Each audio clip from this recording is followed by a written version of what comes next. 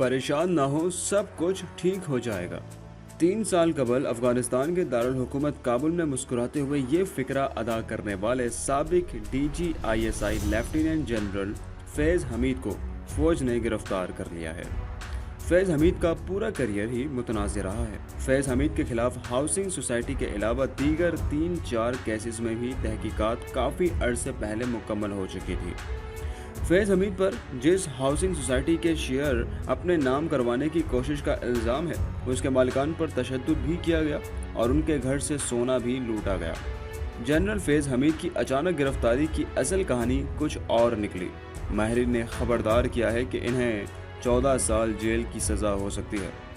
आइए आज की वीडियो में जानते हैं कि जनरल फैज़ हमीद कौन है और इनका करियर इतना मुतनाज़ क्यों रहा। हक पाकिस्तान के तमाम देखने वालों को अस्सलाम वालेकुम। फौज और इमरान खान के दरमियान दूरी को आसिफ अली जरदारी ने सबसे पहले भांप लिया था। आसिफ अली जरदारी को अपने ज़राए से पता चला फरवरी 2021 में कोर कमांडर की ऊपर नीचे तवील मीटिंग्स हुई और फौज ने इन मीटिंग्स के बाद न्यूट्रल और एपॉलिटिकल होने का फैसला कर लिया है। 3 मार्च 2021 को सेनेट के इलेक्शन थे। इमरान खान वजीर ख़जाना हफीज़ शेख को इस्लामाबाद की जनरल नशिस्त से जीतवाना चाहते थे। आसिफ अली जरदारी ने फ़ौज की गैर जानिबदारी चेक करने के लिए यूसुफ रज़ा गिलानी को मैदान में उतार दिया। PDM ने मिलकर इलेक्शन लड़ा और PTI अक्सरियत के बावजूद 5 वोट से हार गई। यूसुफ रज़ा गिलानी जीत गए। यूँ साबित हो गया कि इस्टेब्लिशमेंट वाकई हुकूमत के पीछे से हट गई है। लेकिन फिर अचानक इमरान खान ने ऐलान कर दिया वो 6 मार्च को एतमाद का वोट लेंगे और इस्टेब्लिशमेंट एक बार फिर इमरान खान की सपोर्ट पर मजबूर हो गई। जनरल फैज़ हमीद को जिम्मेदारी सौंपी गई और ये 72 घंटे मुसलसल जाग कर हुकूमत बचाने में कामयाब हो गई।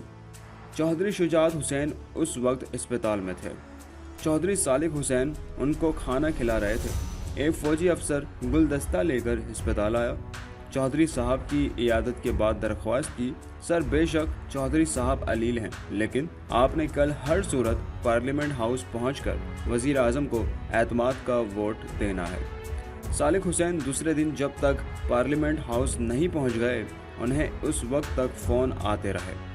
कौफ लीग के रहनुमा तारिक बशीर चीमा बहावलपुर में थे। उन्हें फ़ोन करके कहा गया कि आप खुद आएंगे या आपको लाने का बंदोबस्त किया जाए। डॉक्टर आमिर लियाकत हुसैन मरहूम ने कैमरे पर कह दिया, मैं आया नहीं हूँ, मुझे लाया गया है। बहरहाल जनरल फैज़ हमीद ने जैसे तैसे MNEs पूरे कर दिए। आखिरी वोट गुलाम बीबी भरवाना थी। ये नहीं मान रही थी, लेकिन फिर आखिर में आर्मी चीफ को बताया गया। ये भी झंग से निकल पड़ी है और हमारी गाड़ी इनके पीछे पीछे है। यूँ 6 मार्च को एतमाद का वोट हुआ और PDM को एक बार फिर ये मैसेज चला गया कि फ़ौज न्यूट्रल होने के बावजूद इमरान खान की हुकूमत नहीं गिरने देगी। पाकिस्तान आर्मी की तारीख में वो अफसरान उंगलियों पर गिने जा सकते हैं जो 2 मुख्तलिफ कोर के कमांडर रहे। गुज़िश्ता 75 सालों में सिर्फ 11 लेफ्टिनेंट जनरल्स ने 1 से ज़ायद कोर्स की कमान की और बलोच रेजिमेंट से ताल्लुक़ रखने वाले लेफ्टिनेंट जनरल फैज़ हमीद उनमें से एक हैं। काबिल और अहल अफसर होने की वजह से फैज़ हमीद में वो तमाम खुसूसियात थीं जिनकी वजह से वो तरक्की की मनाजिल तय करते हुए लेफ्टिनेंट जनरल के ओहदे तक पहुँचे। चकवाल से ताल्लुक़ रखने वाले फैज़ हमीद अपने कैरियर में बतौर ब्रिगेडियर रावलपिंडी में 10 कोर के चीफ ऑफ स्टाफ की हैसियत से काम कर चुके हैं। बतौर मेजर जनरल इन्होंने पन्नू आकिल डिवीज़न के जनरल कमांडिंग अफसर के तौर पर काम किया और इसके बाद तकरीबन 2.5 साल वो ISI के काउंटर इंटेलिजेंस विंग के सरबराह भी रहे। इस ओहदे को DGC के नाम से जाना जाता है। लेफ्टिनेंट जनरल बनने के बाद 2 महीने के लिए उन्होंने बतौर एडजुटेंट जनरल काम किया और 2019 में उन्हें ISI का सरबराह मुकर्रर कर दिया गया और वो 2 साल से ज़ायद अरसे के लिए इस ओहदे पर काम करते रहे। 2021 में वो 8 महीने के लिए कोर कमांडर पेशावर के तौर पर काम करते रहे और बाद अज़ां चंद हफ्ते के लिए कोर कमांडर बहावलपुर भी बने। इन्होंने नवंबर 2022 में मौजूदा army chief general Asim Munir के ओहदे संभालने के अगले ही रोज़ फौज से इस्तीफ़ा दे दिया था। बतौर ब्रिगेडियर फैज़ हमीद ने सन 2015 में उस वक्त के corps commander Rawalpindi lieutenant general Qamar Javed Bajwa के मातहत काम किया। ब्रिगेडियर फैज़ हमीद रावलपिंडी कोर के चीफ ऑफ स्टाफ थे और यहीं से इनका जनरल कमर बाजवा से एक मजबूत और ज़ाती ताल्लुक बना। काबिल ज़िक्र बात यह है कि जुलाई 2016 में जब वो GOC पन्नू आकिल तैनात थे, मेजर जनरल फैज़ हमीद के भाई सिकंदर हयात चकवाल में अपने खेतों में काम करते हुए ट्रैक्टर हादसे में फौत हो गए। उस वक्त के IG training lieutenant general Qamar Javed Bajwa दूसरे ही दिन चकवाल के कस्बे लतीफाल में ताज़ियत के लिए आए। उसी साल के आखिर में आर्मी चीफ बनने के फौरन बाद जनरल कमर जावेद बाजवा ने मेजर जनरल फैज़ हमीद का पन्नू आकिल से तबादला करते हुए उन्हें ISI में DG काउंटर इंटेलिजेंस तैनात किया। आज की अपोजिशन जमात तहरीक इंसाफ और उसके बानी इमरान खान ISI के साबिक DGC major general Faisal Naseer पर सियासी मुदाखलत और तहरीक इंसाफ के खिलाफ कार्रवाइयों और तशद्दुद जैसे इल्ज़ामात आयद करते रहे हैं। इसी तरह सन 2017 से 2019 तक ISI के DGC रहने वाले मेजर जनरल फैज़ हमीद से भी मुस्लिम लीग नून को लगभग इसी नौयत की शिकायत थी।